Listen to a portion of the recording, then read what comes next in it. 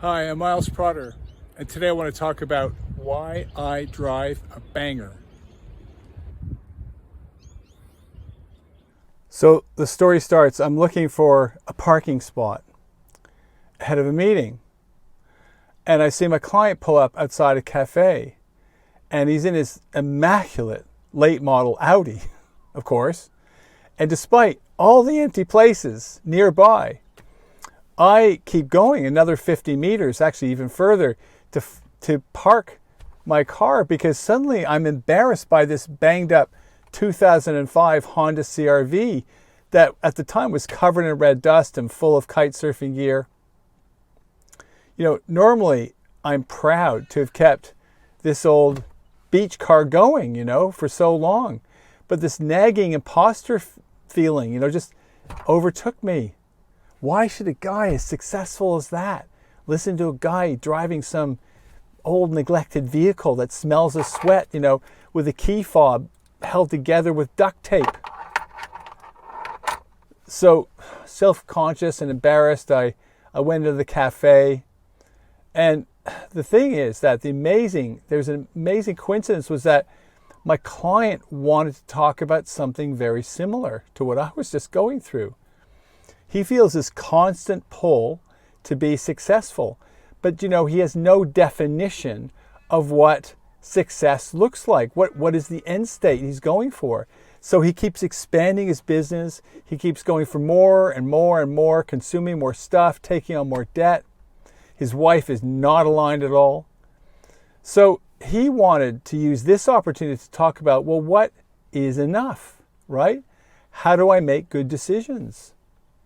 So what a gift of a conversation for both of us, really.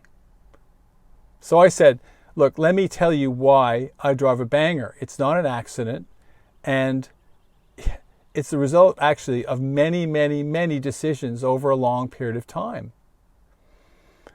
And I've made these decisions together with my wife. 25 years ago, she asked me, what values are we living by? What is driving our decisions, the values of society or values that we've consciously chosen and have decided to live out intentionally, right?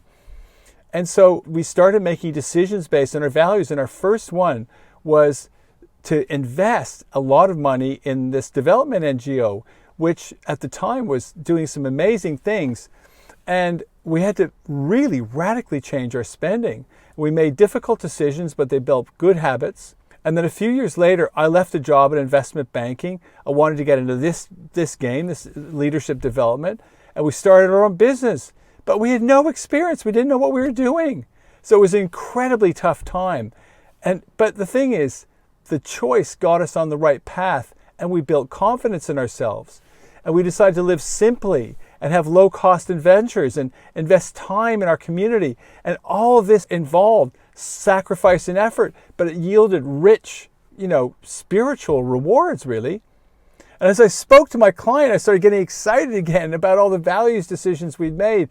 And that's the antidote to all this nonsense going in my head about what kind of car I'm driving. And it was obvious my client had benefited from the conversation, and he decided he's going to have some important conversations with his wife, and that some sacrifices are going to be necessary. He's going to have to say, well, what is enough? So ultimately, our conversation ended up really positively, and I got into my car, and I was really enjoying the aroma of damp gear and sweat. And the alarm went off because there's this electrical fault that I'm not going to fix. It's just too expensive. And then, turned the car off, all heads turned to look at me, and I switched the car on again, and I just drove away, and I was in love with my car. I hope you find that's been helpful.